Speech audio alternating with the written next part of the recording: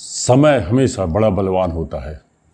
ये जिसके साथ होता है वो मिट्टी छू ले तो वो सोना हो जाता है, और ये जिसके साथ नहीं होता वो सोना छीले तो मिट्टी हो जाता है।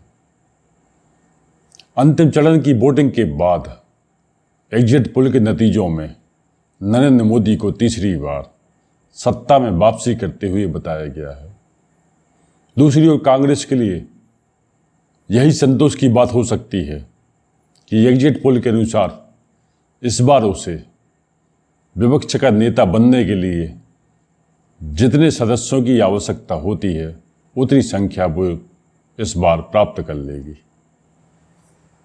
डब्ल्यू के इस अध्याय में आपका स्वागत है। आपसे अनुरोध है कि आप चैनल को सब्सक्राइब करें। हमें आने वाले 6 माह के अंदर अपने सब्सक्राइबर्स की संख्या को 25,000 तक पहुंचाना है, और इसके लिए आपके सहयोग की जरूरत है। दरअसल चुनाव के पहले जितने भी एग्जिट पोल किए गए थे उन सभी में नरेंद्र मोदी और उनकी पार्टी और उनके गठबंधन एनडीए को लगातार काफ़ी आगे बताया गया, पर विपक्ष में भी जैसे तैसे उससे तैयारियां शुरू की। उसने एक नया गठबंधन बनाया जिसे इंडिया नाम दिया गया। इसमें कई नेता अंदर आए, कई बाहर हुए, और तमाम उठापटकों के बाद कहीं कहीं पे ये गठबंधन कामयाब होता दिखाई दिया, जब इसकी प्लानिंग के अनुसार भाजपा के खिलाफ एक कैंडिडेट दिया गया। और जैसे जैसे चुनाव के चरण आगे बढ़ते गए इस गठबंधन में एक तरीके से जान आती गई। जो गठबंधन अपने अस्तित्व की लड़ाई के लिए लड़ रहा था वो धीरे धीरे मैदान में आता हुआ दिखाई दिया और लड़ते हुए दिखाई दिया।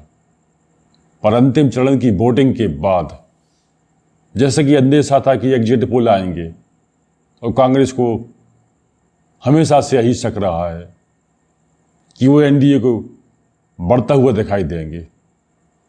इसी को देखते हुए कांग्रेस ने इंडिया गठबंधन की बैठक बुलाई, और बैठक के बाद जो प्रेस वार्ता की उससे पहली बार ये दावा किया कि इंडिया गठबंधन इस बार 295 से ज़्यादा सीटें हासिल करेगा। एक तरीके से एग्जिट पोल के पहले कांग्रेस पार्टी ने अपना एग्जिट पोल बता दिया, उसके नतीजे बता दिए। दूसरी तरफ एग्जिट पोल के नतीजों के अनुसार नरेंद्र मोदी तीसरी बार सत्ता में जोरदार वापसी कर रहे हैं। अब इंडिया गठबंधन के हिसाब से कहा जाए तो गठबंधन ने चुनाव के दौरान कहीं पे भी अपनी सीटों का जिक्र नहीं किया था। उसने सीटों का जिक्र किया तब जब चुनाव प्रक्रिया संपन्न हो चुकी है।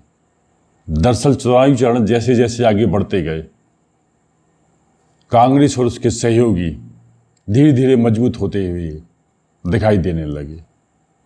इसलिए कांग्रेस और उनके सहयोगियों को लग रहा है कि उनकी रैलियों में जिस तरीके से भीड़ दिखी, जनता में जिस तरह से आक्रोश दिखा, उससे ऐसा कहीं नहीं लगता कि एनडीए सत्ता में वापसी करेगा।